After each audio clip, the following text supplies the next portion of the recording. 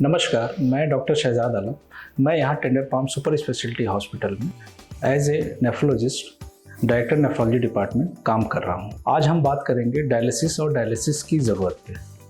जो मरीज़ जिनका क्रिएटिनिन एक लेवल से ज़्यादा बढ़ जाता है और दोनों गुर्दे 10% से कम काम करते हैं, ऐसे मरीजों में सामान्यतः हमें डायलिसिस की आवश्यकता पड़ती है। यूजली जब हम 10 मरीजों को डायलिसिस के लिए बोलते हैं, उसमें 8 मरीज पहले और डॉक्टर को दिखा के सेकंड ओपिनियन लेके उसके बाद डायलिसिस कराते हैं। 2 ही मरीज ऐसे होते हैं जो आपके विश्वास में रहते हैं, 2 या 20% मरीज ऐसे होते हैं जो आपके विश्वास में होते हैं और डायलिसिस शुरू कराते हैं। एक स्टेज के बाद डायलिसिस कराना जरूरी है और डायलिसिस चिकित्सा विज्ञान में कुछ बहुत ही अच्छे आविष्कारों में से एक है। इस मशीन के द्वारा हम एक ऐसे ऑर्गन जो पूरी तरीके से खराब हो गया है उसको रिप्लेस करते हैं और काफ़ी समय तक रिप्लेस कर सकते हैं। किसी भी गुर्दे के मरीज का जिसका गुर्दा पूरी तरीके से खराब है, जो बेस्ट ऑप्शन है वो नो डाउट ट्रांसप्लांट है। गुर्दे का हम प्रत्यारोपण कर लें। सेकंड बेस्ट ऑप्शन डायलिसिस ही है। और जब तक ट्रांसप्लांट नहीं हो सकता या किसी वजह से हम ट्रांसप्लांट अगर नहीं कर सकते हैं तो डायलिसिस के बारे में विचार करना है।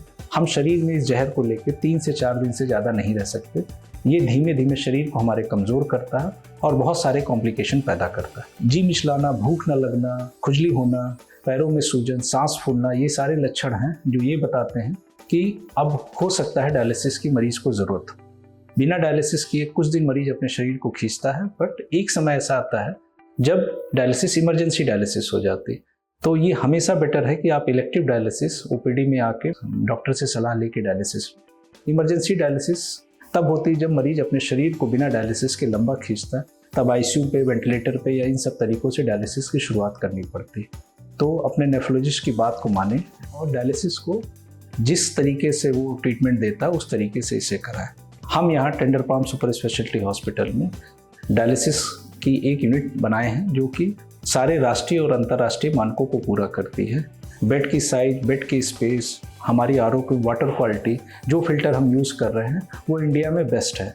और हमारे मरीजों में लाइन की वजह से होने वाले इन्फेक्शन या जो लाइन है उनमें थ्रोम्बोसिस या डायलिसिस रिलेटेड कॉम्प्लिकेशन पूरे लखनऊ में सबसे कम है और हमारे पास सबसे अनुभवी टेक्नीशियन की फैकल्टी है।